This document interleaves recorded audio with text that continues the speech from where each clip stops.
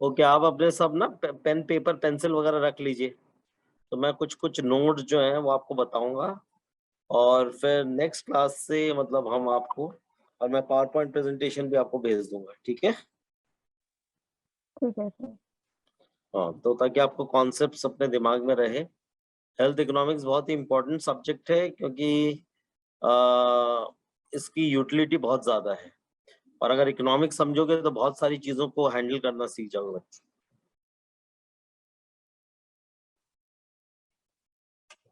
Okay,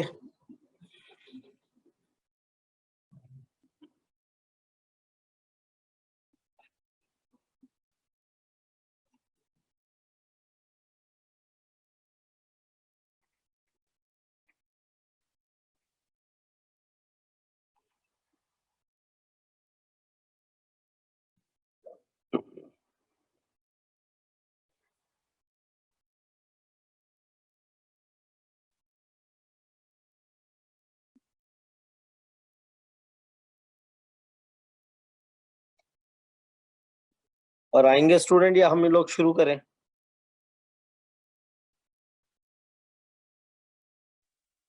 sir don't know.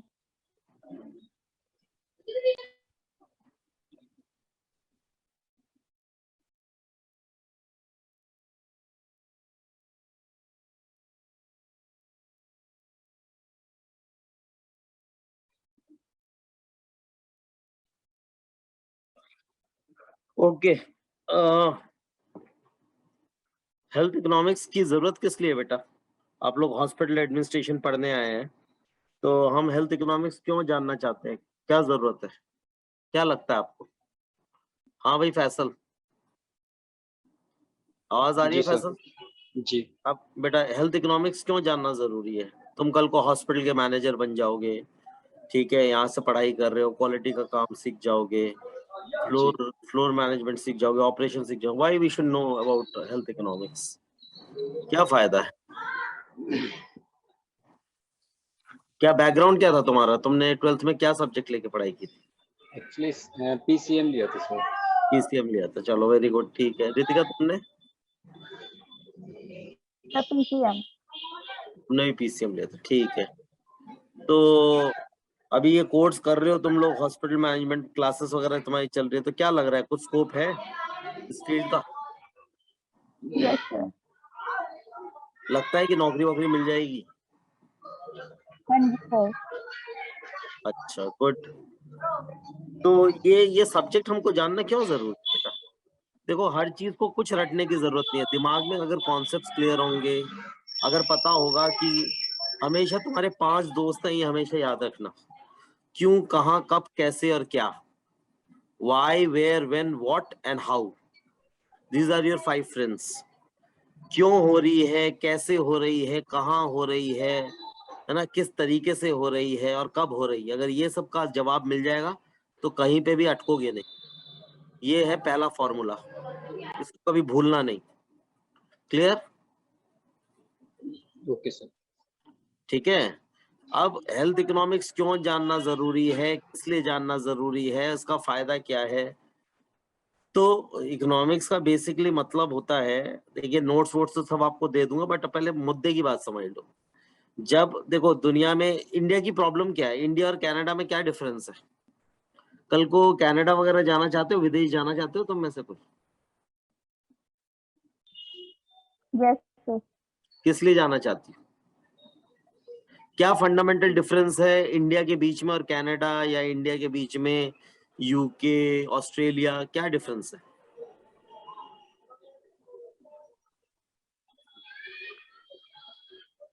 बोलो बोलो, सही बोलोगी गलत बोलोगी, बट मतलब यू शुड ऑलवेज डिस्कस, है ना? यहाँ यस पे सर। रोल टीचर और स्टूडेंट का नहीं है, यहाँ पे मेंटर और मेंटी का है। मैं मेंटर हूँ, तुम लोग मेंटी हो बेटा। मैंने तुमसे ज्यादा 25-30 साल दुनिया ज्यादा देखी है, तो उसी उसी सारे किस्सों को मैं तुमको कहानी के रूप में बताऊंगा, उन कॉन्सेप्ट्स के साथ घोल के तुम्हें पिला दूंगा, ताकि दिमाग में कॉन्सेप्ट बैठ जाए।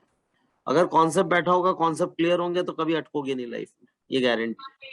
ये कॉलेज मैंने 2008 में शुरू किया था बेटा, ठीक है? तो अब क्या है कि जो 90% वाले बच्चे हैं, वो तो कुछ ना कुछ जिंदगी में कर लेंगे, उनको कोई दिक्कत नहीं है, क्योंकि उनके तो 12वीं में भी अच्छे नंबर चलो आ जाए, ठीक है, कहीं कोई साइंटिस्ट बन जाएगा, कोई डॉक्टर बन जाएगा, कोई इंजीनियर बन जाएगा। पर समाज में जो सबसे ज्यादा दिक्कत है उस वर्ग की है जिसके 50 से लेके 80% वाला वर्ग है, क्योंकि इस वर्ग को पता ही नहीं हमें करना क्या है ना, किस दिशा में जाना है। तो इंडिया में एक बहुत बड़ी समस्या ये है कि ये वर्ग बहुत बड़ा है। तुम्हारे कितने परसेंटेज थे फैसल 12वीं में? सर मेरा 67% थे। चलो तुम भी इसी वर्ग में आ गए। तुम्हारे कितने थे रितिका? सर 82। तो इसका मतलब है देखो, क्योंकि ये ही सबसे डिसोरिएंटेड कॉम। अब अगर आप 65% वाले बच्चे को इतना लायक बना दें कि कल को महीने का 50, 60, 70, 80 लाख रुपया कमा ले, तो फिर कोर्स अच्छा है। वरना मान लो कि अगर आपने 7 लाख 8 लाख देके कोई भी पढ़ाई की और कल को मार्केट में जाके वही 15, 20, 25 हजार रुपए मिलते हैं, तो वो कोर्स बेकार है। Agree disagree? Agree sir. Sir okay, so yes, this is the third one, huh? Rishti Manga Chatterjee? Ma'am sorry sir, दृष्टि मग्ना Chatterjee. Drishti Magna. Okay, Drishti Magna. Okay, Drishti Magna, you are from Call Calcutta? me दृष्टि sir. Yes sir. Okay, Drishti. So, Drishti, we are having the class for health economics.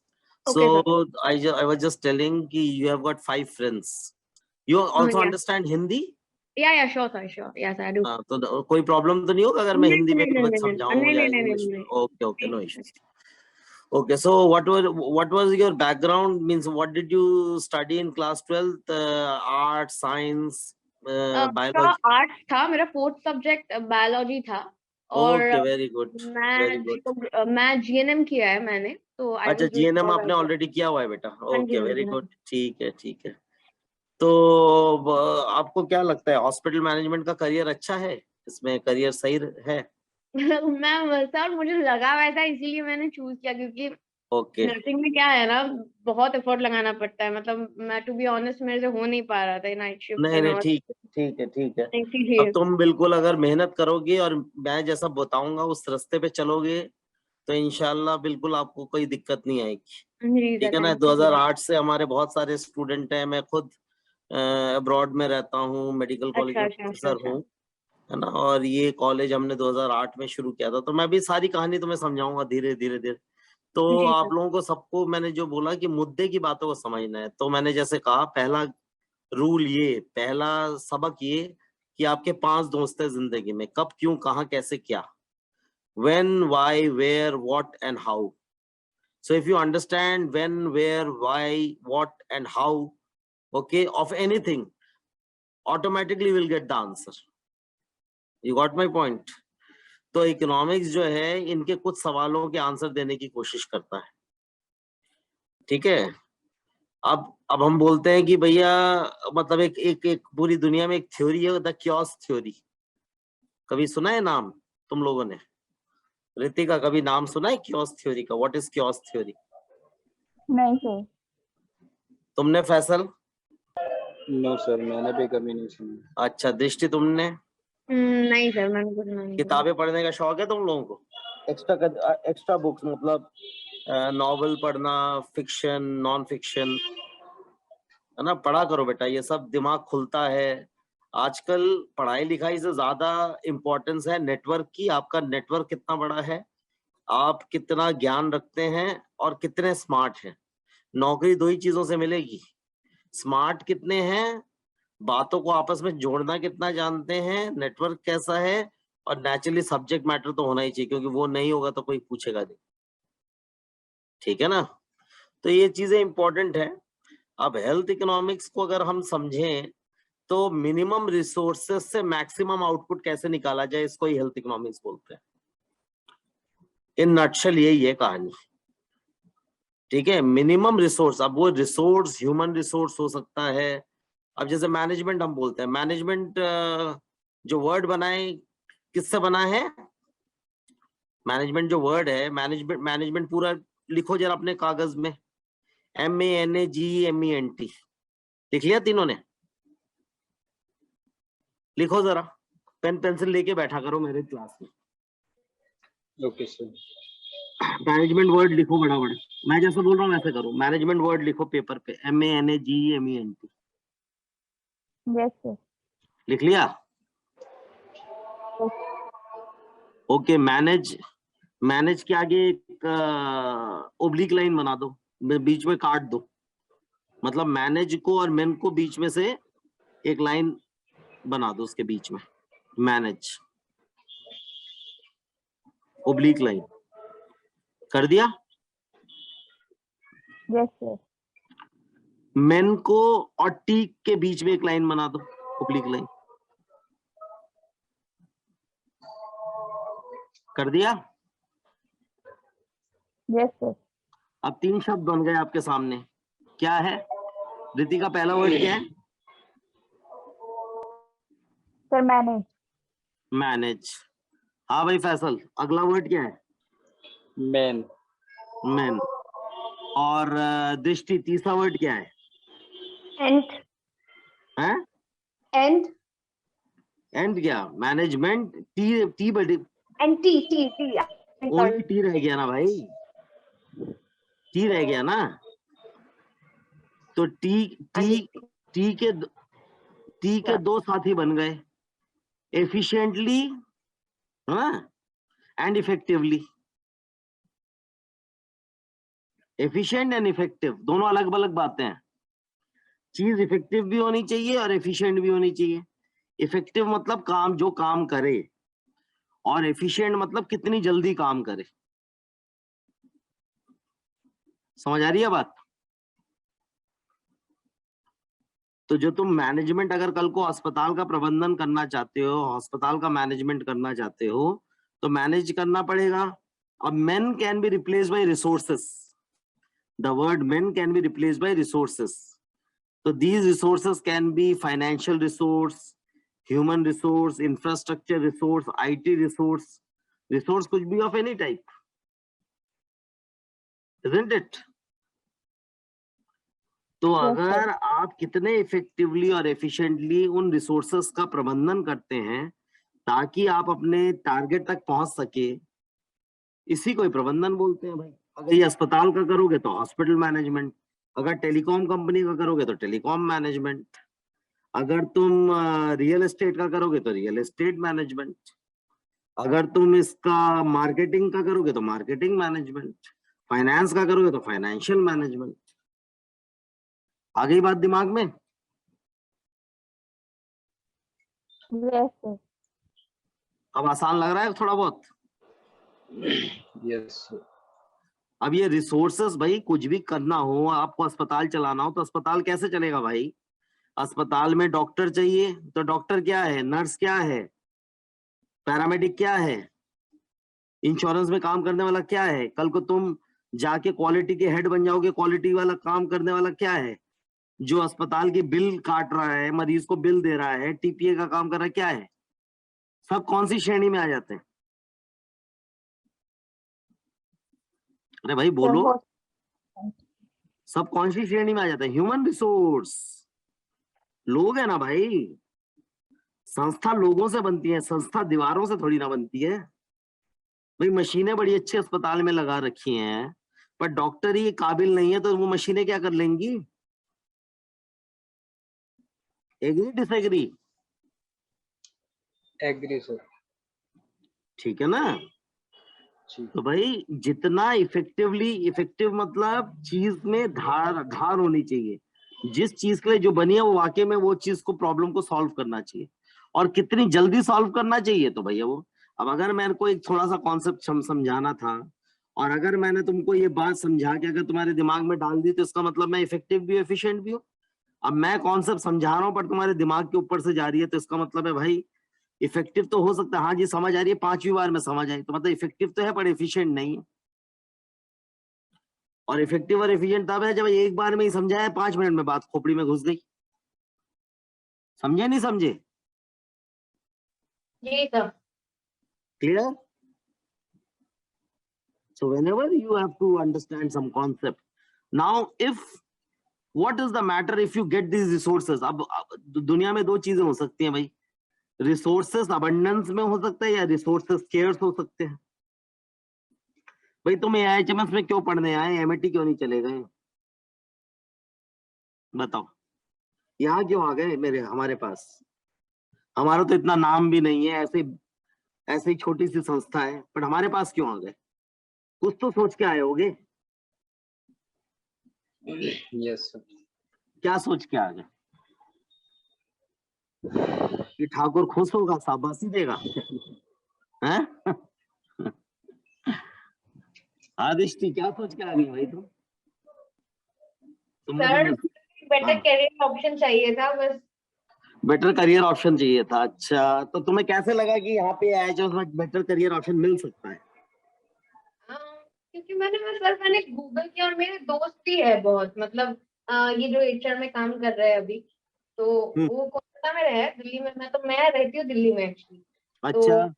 हाँ, तो वो लोग कोलकाता में है, तो मेरे लिए पॉसिबल नहीं था कि मैं कोलकाता से करूँ, वरना मैं उनके कॉलेज से ही करती, कि मैं दिल्ली में ओके। सेटल हो गई। तो मैं दिल्ली में गूगल की फिर आता कि कौन सा कॉलेज अच्छा है नहीं है इस बारे में, तो मेरे को AIHMS ही दिखा था अच्छा कॉलेज। फिर मैं टॉपिक सर से बात किया जाके, और मैं वहाँ पे भी गई थी, सीमा मैम से भी मिली, तो मुझे सही लगा सब कुछ, तो मैंने एडमिशन लिया उसके बाद। ओके, तो देखो तीन चीजें होती है दुनिया में, या तो किसके पास बहुत पैसा हो, ठीक है। अब हो सकता है भाई, क्योंकि हॉस्पिटल मैनेजमेंट ज्यादातर जगहों में अगर कहीं पे चल रहा है तो कहीं 4 लाख, कहीं 5 लाख, 6 लाख, 7 लाख, ठीक है। अब तो दो कैटेगरी मैंने बताया, स्टूडेंट है, एक जो वो भी स्टूडेंट है जो 90 कैटेगरी वाला नहीं है, 50 से 80% वाले कैटेगरी वाला है। तो मैंने जब ये प्रोग्राम बनाया तो मेरे 3 फोकस थे। नंबर 1, बच्चा वो हो जिसका कोई हाथ नहीं थामना चाह रहा हो, वो मेरा ऑडियंस होना चाहिए, इंक्लूजन क्राइटेरिया। क्योंकि समाज में इस तरीके की संख्या, क्योंकि देखो मैं पेशे से डॉक्टर हूँ, मुझे जो अपनी जिंदगी में जो करना था मैंने कर लिया, तो मुझे ये था कि भैया मैं समाज का उस तबके का हाथ पकड़ सकूं जिसको वाकई में जरूरत है, जिसको वाकई में गाइडेंस की जरूरत है। और हिंदुस्तान में ये अनफॉर्चुनेटली एक प्रॉब्लम क्या है कि एजुकेशन सेक्टर में लाला ज्यादा घुस गए हैं। लाला का मतलब है जिसको कोई मतलब नहीं, बच्चा जिया मरा, नौकरी लगी नहीं लगी, उसको उठा के मार्केट में वैसे फेंक, फीस कलेक्ट किया और छोड़ दिया। तो ये एक समाज का एक बहुत बड़ा, तो इसका मतलब है रिसोर्सेस कम है। दूसरी चीज क्या है मार्केट के अंदर कि भाई या तो पैसा बहुत है, तो पैसा बहुत है बट आपको कोर्स अच्छा नहीं मिल रहा। दूसरी कंडीशन ये हो सकती है पैसा भी बहुत है और कोर्स भी बहुत अच्छे मिल रहे हैं। और तीसरा है पैसे हैं ही नहीं और कोर्स अच्छा चाहिए। ये भी समाज की एक विडंबना है कि लोगों के पास में, क्योंकि भाई जिस हिसाब से मतलब आर्थिक महंगाई बढ़ रही है इंडिया में, महंगाई अभी बढ़ रही है या कम हो रही है, क्या लगता है।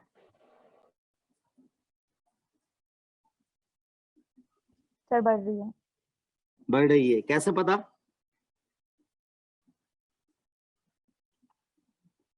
सर डेली बहुत पेट्रोल हैं? पेट्रोल के दाम बढ़ रहे हैं। अभी अभी पेट्रोल कितने रुपए डॉलर बैरल चल रहा है पेट्रोल का प्राइस। ये सब इकोनॉमिक्स का पार्ट है, क्यों बढ़ रहा है, किस लिए बढ़ रहा है। वाकई में सरकार जो बोल रही है, भाई देखो तुमने सरकार को चुना, इसका मतलब क्या है कि तुम जाके वोट डाले, वोट डालने के बाद तुमने अपनी जिंदगी का फैसला ऐसे लोगों के हाथ में दे दिया जो तुम्हारी जिंदगी के बेसिस पे फैसला करो। अब सरकार बोल रही है कि हाँ बहुत तरक्की हो रही है, ये हो रहा है वो हो रहा है, पर जब तुम मार्केट में जा रहे हो तो तुम कह रहे हो यार कोई तरक्की तो नजर नहीं आ रही भाई। अब पेट्रोल के दाम 115 रुपए 120 रुपए तक चले जाएंगे।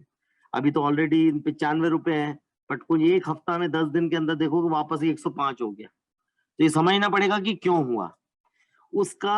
अगर पेट्रोल महंगा होता है तो बाकी चीजें महंगी हो जाती हैं, क्यों महंगी हो जाती है ये भी इकोनॉमिक्स का पार्ट है, ठीक है। और उसका हमारी जिंदगी पे क्या प्रभाव पड़ता है, हमारी इनकम या हमारे एक्सपेंडिचर पे क्या प्रभाव पड़ता है, हमारी क्वालिटी ऑफ लाइफ पे क्या प्रभाव पड़ता है, तो ये सारी चीजें समझना जरूरी। अब जब इसको ही और बारीकी में समझेंगे कि इसका हेल्थ के ऊपर किस तरीके से असर है, हेल्थ के ड्राइवर्स कौन से हैं, समझ रही हो, तो ये सब इकोनॉमिक्स का पार्ट हम धीरे धीरे करेंगे। तो आज मैं तुम्हें एक बेसिकली कहानी बता के एक रूपरेखा समझाने की कोशिश कर रहा हूं कि भाई हम कर क्या रहे हैं, क्यों पढ़ रहे हैं, उसका फायदा क्या है, क्यों ये चीजें समझनी जरूरी है। तो भाई मैंने अभी तुमसे सवाल पूछा था कि इंडिया में रहना चाहते हो या कनाडा जाना चाहते हो। India, Canada, India, Australia, India या दूसरा आप कोई भी कंट्री लगा लो जो थर्ड वर्ल्ड कंट्री है, जो डेवलपिंग नेशन का पार्ट है। तो बेसिक समस्या क्या है कि भारत की आबादी 140 करोड़ है, ठीक है ना, कनाडा की आबादी 15 करोड़ है, ठीक है। अब क्या है कि 140 करोड़ की आबादी के लिए जो आपके पास में जो बेसिकली रिसोर्सेस हैं वो लिमिटेड रिसोर्सेस है। तो नेचुरली हमेशा डिमांड सप्लाई की कहानी जो है वो मिसमैच रहेगी, डिमांड ज्यादा रहेगी, सप्लाई हमेशा कम रहेगी। तो इसलिए मैंने पहली बात कही कि अगर आप मिनिमम रिसोर्सेस से मैक्सिमम आउटपुट निकाल सकते हैं, यही इकोनॉमिक्स कहलाता है। समझ गए बात? और इसी को जब हम हेल्थ के संदर्भ में समझेंगे तो और अच्छा है। तो इकोनॉमिक्स जो है दो वर्ड से निकला हुआ है, ये कॉस का मतलब है, लिखो OIKOS, ये सब मैं दे दूंगा बट अपने आप लिखो साथ साथ। इकोनॉमिक्स वर्ड जो है वो दो वर्ड से, ग्रीक वर्ड से निकला हुआ है, इकोस, OIKOS, और नॉमी का मतलब होता है पढ़ाई करना, स्टडी, ओके। और दूसरी वर्ड है नोमोस, NOMOS। तो ये कॉस का मतलब होता है हाउस होल्ड और नोमोस का मतलब होता है मैनेजमेंट। तो जो घर का प्रबंधन होता है उसको इकोनॉमिक्स बोला जाता है। House hold management is called economics. अब वो हाउस होल्ड से करते करते घर में देखते हो बजट बनता है, पापा की 1 तारीख को तनख्वाह आती है, पापा बोलते हैं हाँ भाई स्कूल की फीस कितनी देनी है, पापा बोलते हैं हाँ जी चलो जी कपड़े खरीदने हैं जी, मतलब बिजली का बिल देना है, पानी का बिल देना है, घर में जो काम करने वाली बाई है उसका कुछ देना है, उसके बाद में और पेट्रोल के खर्चे हैं, कल को शादी ब्याह उसके कोई खर्चे हैं, अगर कोई रिश्तेदार के घर जाना है, काट कूट के लास्ट में हाथ में कितने पैसे बचते हैं। अगर खर्चे ज्यादा हैं आमदनी कम है तो मिसमैनेजमेंट कहलाएगा, अगर आमदनी ज्यादा है खर्चे कम है तो बढ़िया मैनेजमेंट कहलाएगा। Agree? Agree disagree? Sir agree. Okay sir. ठीक है। तो इकोनॉमिक्स में हम ये चीज, तो फादर ऑफ इकोनॉमिक्स जो थे उनका नाम था एडम स्मिथ। क्या नाम था उनका? Adam Smith. तो इकोनॉमिक्स, तो ये तो हो गई बात, सिंपल बात इकोनॉमिक्स की। तो इकोनॉमिक्स क्या है? तो लिखो it is a social science, एक ऐसा एक सामाजिक विज्ञान है। It is a social science, okay, that studies the production, distribution and consumption of goods and services। तो ये एक ऐसा सामाजिक विज्ञान है जो हमको समझाता है कि चीजें प्रोड्यूस कैसे हो रही हैं, चीजें डिस्ट्रीब्यूट कैसे हो रही हैं और चीजें कंज्यूम कैसे हो रही हैं। तो कंजम्पशन करने के लिए भैया लोग चाहिए ना भाई। अब इंडिया की इकोनॉमी जो है, India is a consumer based economy. India and China both are consumer based economy. Consumption यहाँ पे बहुत ज्यादा है।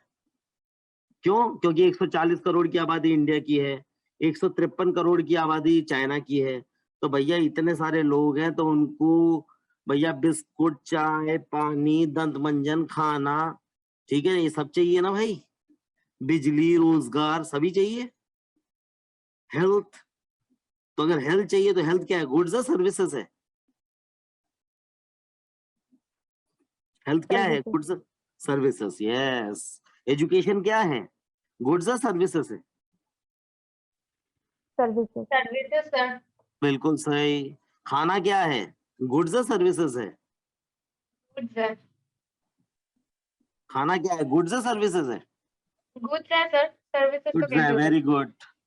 अच्छा, उसके बाद में मोबाइल है सबके पास में। अब लोग बोलते हैं मोबाइल है, मोबाइल गुड्स है सर्विस है?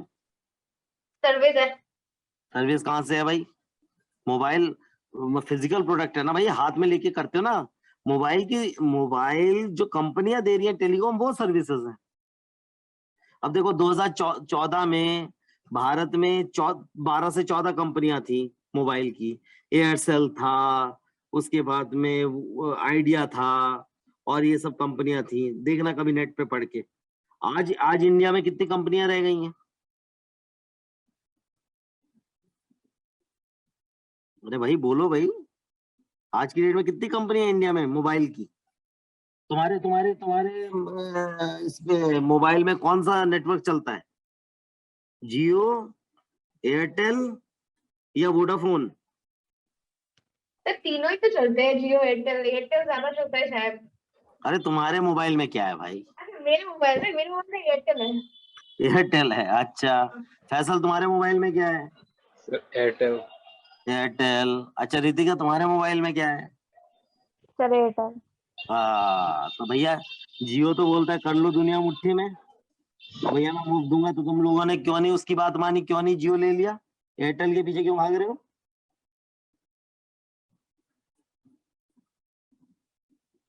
हाँ जी, तुमसे सवाल पूछ रहा हूँ भाई, कभी सोचा है एयरटेल क्यों लिया हुआ है तुम तीनों ने? सर पहले जियो था, फिर जियो का बहुत ज्यादा रिचार्ज का खर्चा हो गया, फिर एयरटेल में पोर्ट करवा लिया सिम। हाँ तो भाई इसका मतलब है तुम एज अ कंज्यूमर सोचती हो ना कि भाई हाँ। कितना पैसा हर महीने लग रहा है, कितना चीजें दे रहे हैं। तो अब बताओ, अगर हम सब कंज्यूमर्स हैं, हम 140 करोड़ का देश है, अब जब ज्यादा कंपनियां थी तब ज्यादा अच्छा था, तो आज आज जब भारत में सिर्फ 3 ही कंपनियां रह गई हैं वो ज्यादा अच्छा है।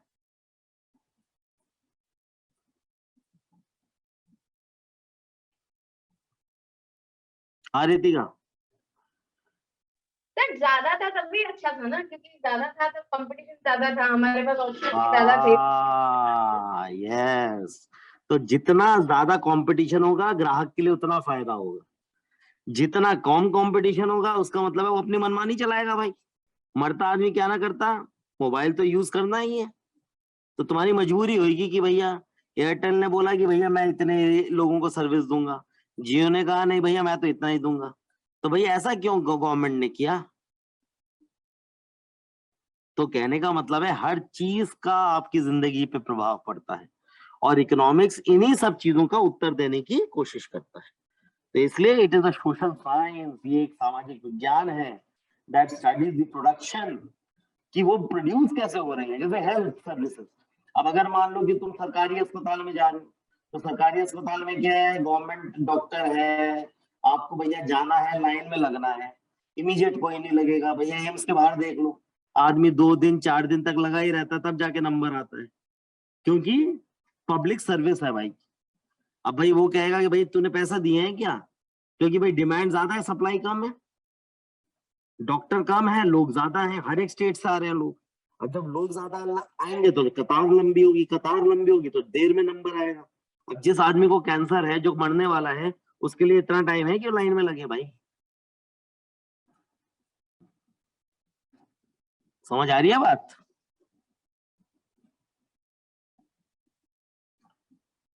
कुछ सेंस बन रहा है अब इस सब्जेक्ट का?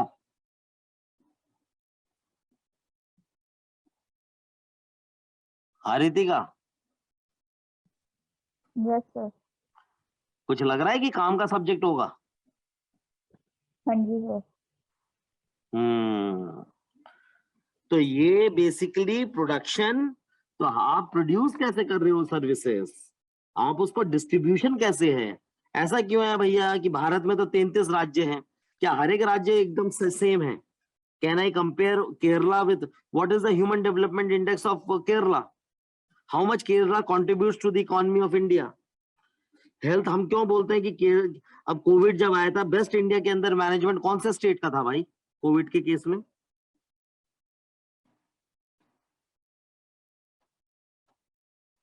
जब आज से 2 साल पहले जब कोविड आया था, और रातों रात वो बोल दिया था कि भैया लॉकडाउन लगा दिया जाए, और ये है, और गवर्नमेंट ने तो बोले थे भैया कि अभी इट्स टोटल मिला के 4.5 लाख लोग मरे थे कोविड में, जबकि डब्ल्यूएचओ ने कहा भैया ये सारे झूठे आंकड़े हैं, कम से कम भी 45 लाख लोग मरे थे। तो इसका मतलब ये है कि भाई लोगों को हेल्थ सर्विसेज की जरूरत थी, बट लोगों तक हेल्थ सर्विसेज मिली नहीं। सिलेंडर की शॉर्टेज थी, मिसमैनेजमेंट था, टेस्टिंग नहीं हो पा रही थी, अस्पताल में बेड्स नहीं थे। तो what is all about? It is all about production, distribution and consumption of services. Agree disagree?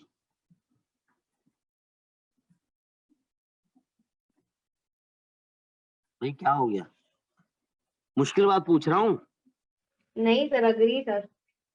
ठीक है, तो ये है इकोनॉमिक्स का बेसिक फंडा कि इकोनॉमिक्स आपको ये सब, और जब आप इसको हेल्थ के पर्सपेक्टिव में पढ़ोगे, हेल्थ के पर्सपेक्टिव में समझोगे, चीजों को एकदम गहरी तरीके से देखोगे, तो भाई आपको ये चीजें बड़ी क्लियरली समझ आएंगी। जैसे मैं एग्जांपल आपको एक देता हूँ। जब मैंने ये कोर्स शुरू किया था, तो मैं हमेशा हर बच्चे के पहले मैं काउंसलिंग खुद लेता था। मैं एक बार बच्चे से बात करता था किसी को, तो मैं हमेशा बोलता था, बेटा देखो होता क्या है कि कोई भी प्रोफेशन दुनिया में, चाहे तुम चार्टर्ड अकाउंटेंट बन जाओ, डॉक्टर बन जाओ, इंजीनियर बन जाओ, बेसिक एक फंडामेंटल सेम रहेगा। कोई भी प्रोफेशन जो है वो डिमांड और सप्लाई की कहानी है। ये इकोनॉमिक्स का बेसिक फंडा है। जिस प्रोफेशन में डिमांड ज्यादा है, सप्लाई कम है, वो प्रोफेशन हमेशा ग्रो करेगा। हेल्थ केयर एक ऐसा प्रोफेशन है जिसमें डिमांड ज्यादा है, सप्लाई कम है। तो ये समझना जरूरी है कि डिमांड ज्यादा क्या क्यों है, डिमांड के ड्राइवर्स क्या है। तो डिमांड का ड्राइवर, जो पहला ड्राइवर है वो ये है कि भारत में 1250 लोगों के लिए एक बेड है पर लाख पॉपुलेशन। भारत की आबादी कितनी? 140 करोड़। अब मैं 140 करोड़ को अगर इससे गुना कर दूं तो ये बहुत बड़ा आंकड़ा बैठेगा। तो गवर्नमेंट ऑफ इंडिया बोलती है कि भारत में 80,000 बेड हर साल चाहिए अगले 15 साल तक इस गैप को भरने के लिए। अब ये बेड बनाएगा कौन? बेड तो हवा में होंगे नहीं, तो या तो गवर्नमेंट बनाए। अभी तुमने जब कोरोना के टाइम पे देखा होगा कि सरकार ने बोला कि भैया बेड की बड़ी शॉर्टेज है, तो मेक शिफ्ट हॉस्पिटल बना दो भैया, यहाँ बेड लगा दो, वहां बेड लगा दो। बट भैया बेड भी अगर लगा दे पर ऑक्सीजन सिलेंडर अगर नहीं है तो बेड भी क्या कर लेंगे? तो मुद्दे की बात यह है कि भारत सरकार कहती है कि 80,000 बेड भारत में हर साल चाहिए। अब ये बेड बनाएगा कौन? या तो गवर्नमेंट बनाए या प्राइवेट बनाए। बट गवर्नमेंट के बस की नहीं है, क्योंकि government spending on health care is just 0.3% of the GDP. क्योंकि भैया सिर्फ बेड बनाने से नहीं होता ना, उसके लिए आपको इंफ्रास्ट्रक्चर बनाना पड़ेगा, उतने डॉक्टर्स रखने पड़ेंगे, उनको तनख्वाहें देनी पड़ेंगी, उतनी मशीनें रखनी पड़ेंगी। अगर इतना ही सब कुछ अगर राम राज्य होता तो फिर सभी सरकारी अस्पताल में दिखा रहे होते लोग, फिर अपोलो मैक्स क्यों भाग रहे होते? Agree disagree? Sir agree.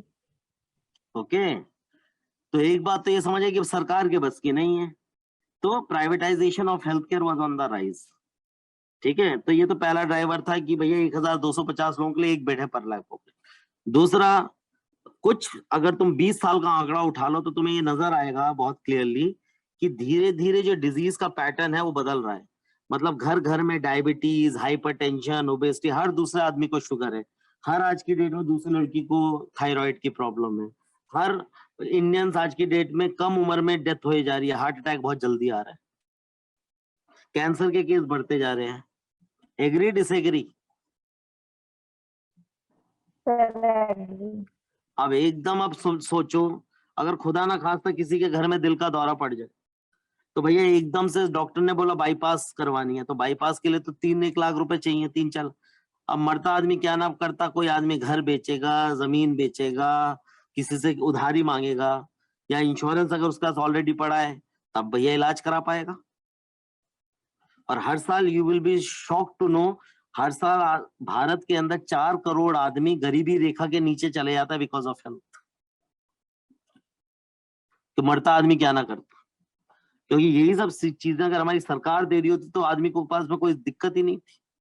But सरकार ने तो आदमी को वैसे ही अनाथ बना के छोड़ा हुआ।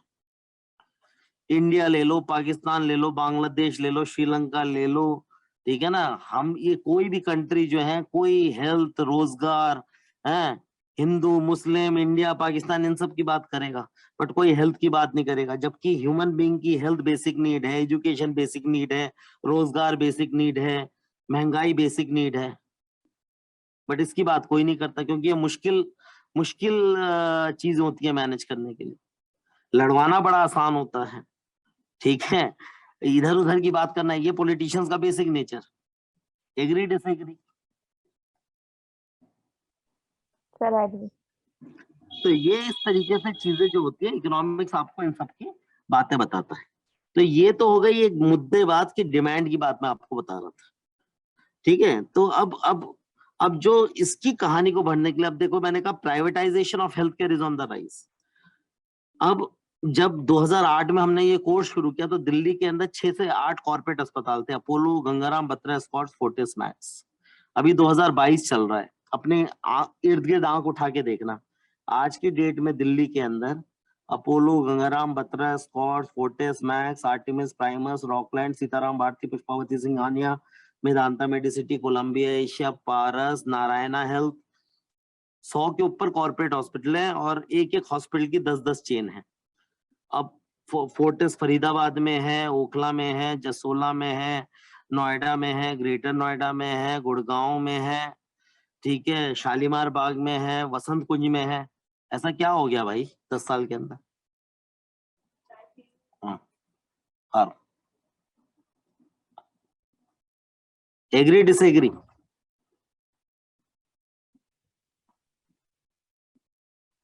हाँ जी,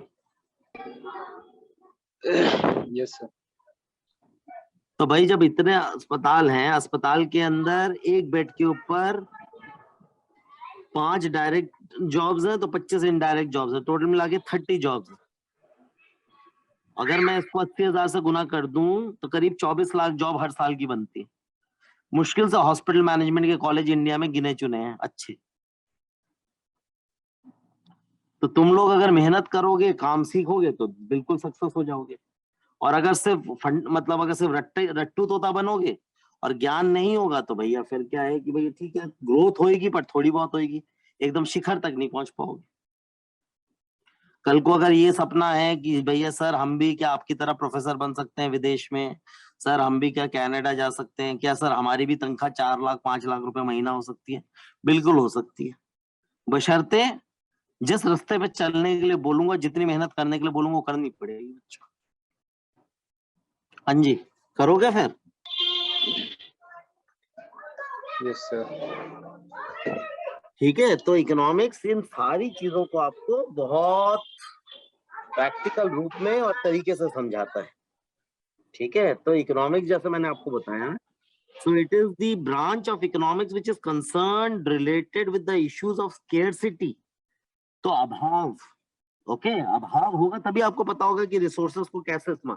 सो in the allocation of health and health care, scarcity का मतलब होता है कि जब चीजें पर्याप्त नहीं है, जब दे आर नॉट सफिशिएंट, मतलब आबादी ज्यादा है और मतलब कमाने वाला एक आदमी, खाने वाले 5 आदमी, तो सबका पेट कैसे भर दोगे भाई? तो scarcity means that the available resources are insufficient to satisfy the wants and the needs of the people. This is, so health economics is the branch of economics which is concerned with the issues. Likh lo, it is the branch of economics which is concerned with the issues related to scarcity in the allocation of health and healthcare. Okay तो बेटा कल हम इसी time पे अभी हम लगातार class करेंगे, तो मैं पहले से ही कुछ नोट्स वोट्स आपको भेज दूंगा, पावर पॉइंट भेज दूंगा, आप उसको देखना और फिर हम इस डिस्कशन को आगे चलाएंगे कल। Okay, okay sir. बोर तो नहीं हुए फैसल? नहीं सर जी नहीं। कि मेरा अच्छी सर पता लगा नहीं आपकी कहाँ की बातें। इधर उधर की बातें कर रहे हैं, बेकार बातें कर रहे हैं, पता नहीं क्या बोल अरे सर जी। रहे। रितिका कुछ नहीं पल्ले सर, पड़ा?